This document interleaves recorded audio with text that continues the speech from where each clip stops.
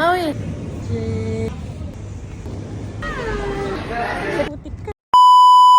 Welcome dito sa aming buhay-buhay, dito sa Dubai. At kung bago ka pa nga lang dito sa aming page, my name is Adja and we are the little family living here in Dubai. For today's video nga mga be, ay samahan nyo kami na mag-grocery nga dito sa Biba malapit sa amin. Noong mga panahon na nga yan mga be, every weekend talaga ay nagche-check nga kami kung ano yung mga kulang namin sa bahay para makabili nga kami sa supermarket at para makalabas na rin si Bebeng. Kung taga Dubai o UAE ka nga mga be, alam na alam nyo na itong ang supermarket na ito ay medyo mababa yung presyuhan nila kumpara sa iba. Kaya naman, isa talaga to sa mga go-to places namin para nga mag-grocery o mamili ng mga pangangailangan namin sa bahay. From cereal, to frozens, to milk, at kahit ano pang kailangan mong mga be, halos nga ay lahat ay nandito na. Wow! Tignan nyo naman si Bebeng dyan, napaka-cute, at liit pa nga niya dyan, mga be, hindi pa siya nakakalakad. At tuwang-tuwa nga din dahil nga nakalabas na naman. Alam nyo naman mga be, ang mga bata dito ay medyo sabik talaga sa paglabas, gawa ng halos nasa bahay lang sila ng buong linggo. Yan nga rin kanilang gatas na Milba mga be, mura din talaga kumpara sa iba. Pati yung milk powder nila, dyan din kami bumibili minsan.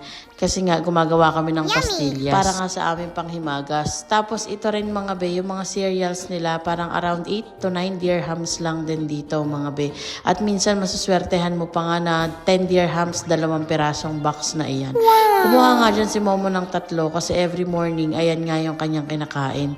Ayan nga rin yung milk powder na sinasabi ko kanina na binibili namin dito mga be.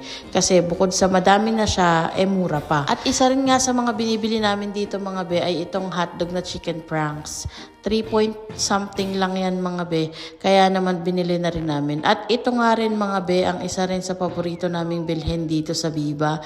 Yun yung salmon. Kasi ang sarap niya. Tapos parang olive oil pa yung pinakasabaw nung salmon mga be. Kaya naman talagang malasa. Yummy! Madalas nga mga be ay dito talaga kami bumibili ng mga pangangailangan namin sa bahay. Kasi bukod sa makakatipid ka na, yung pera mo na 100 dirhams, marami ka na din talagang mabibili. At yan nga si Bebeng dyan, tignan nyo naman, tuwang-tuwa. Hindi pa nga siya makalakad kaya hindi pa namin siya mabitawan. Unlike ngayon na pag dinala mo talaga siya sa supermarket, lilibutin niya yan lahat at mapapagod ka talaga sa kanya kakahabol mga be. Bumili nga rin pala kami dyan ng mga ilang tinapay at meron din mga pagkain ng babies ng mga panahon na yan mga be, na murang halaga lang din.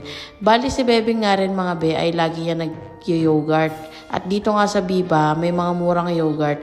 For only 1 dirhams and 50 pills, ay makakabili ka na nga. At yan nga, bumili nga rin ako dyan ng Charmaine. O, diba? Nabago na daw kasi yung pangalan ng orange. Charmaine na siya mga be. Masasabi ko nga mga be na medyo nag-improve na nga kami ni Momo kasi ngayon hindi na kami ganyan mamili sa supermarket. Hindi na sobrang dati kasi mga be, kapag ka talaga kami napunta sa supermarket, wala talagang habas dampot dito, dampot doon, lalo kapag kami mga sale. Kaya yung nakaalat na budget ay hindi na talaga namin natatansya at naso-short talaga kami mga be. Pero ngayon nga ay medyo controlled na iyan at pinag-iisipan na talaga namin mabuti kung ano yung mga dapat bilhin at hindi dapat. Kasi mga be, alam niyo naman, lumalaki si Bebeng, lumalaki din ang gastos mga be. At syempre hindi naman din madaling mabuhay sa ibang bansa. Kailangan mo talaga maghigpit ng sentoron kung kailangan para nga magkasya yung sinasahod para sa pamilya mga be. At for sure, relate dyan ang mga OFW na kapag pecha de peligro na itlog na lang talaga mga be. Unlike kasi sa Pilipinas, ang sahudan dito sa Dubai ay every 30th lang or every katapusan. Sa Pilipinas kasi ay 15:30. Dito talaga mga be, kailangan mo talagang magtipid kasi kailangan mong paabutin hanggang sahod ang iyong pera. After nga namin mag-grocery mga be, ayan na nga pumunta lang din kami dyan sa Jollibee para kumain. Tapos ayan na, medyo pa summer na ng mga panahon na yan kaya nakapayong kami dahil medyo mainit na sa balat yung araw mga be. At sa mga susunod na mga vlog pa nga namin mga be, ay magkakaroon tayo ng mga recommendations or saan kayo pwedeng bumili ng murang halaga or saan kayo pwedeng mag-staycation na hindi mabubutas ang inyong bulsa. O diba? Rhyming yarn. At hanggang dito na nga lang tayo mga be. Don't forget to like, follow, and share. Paalam!